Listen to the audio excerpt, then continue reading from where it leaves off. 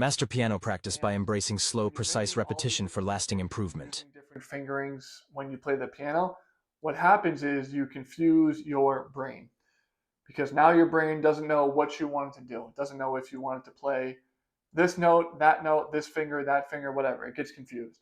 It's like if you're a business owner or you're a manager at a company and you want an employee that's under you to be able to complete a certain task. And when you are training them, you show them 10 different ways to complete the same task. That employee is probably going to be really confused, right? They're not going to know which way is the best way. They're not going to know in what situation to use which method. And what that's going to lead to is that employee is going to make mistakes and the outcome is not going to be the desired one. You're not going to have the desired result.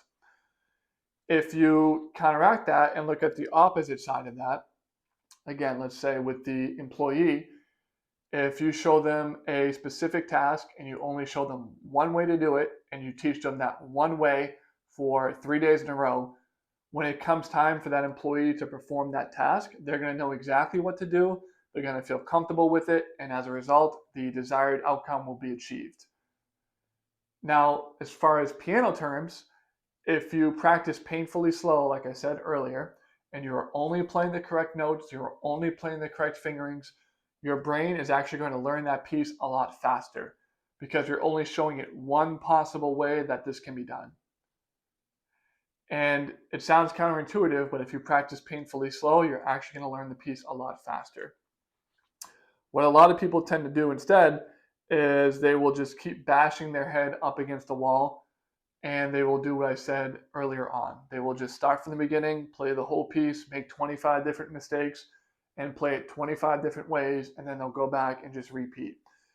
And this is what I call kind of bashing your head up against the wall because you're not really making any progress. It might feel like it if you can get through it maybe once or twice, but long term, you're not really going to remember anything that you did, and you're not going to be able to perform it as well.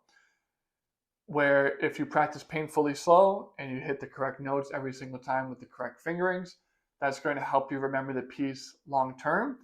And it's also going to help you perform it better when it's time to perform.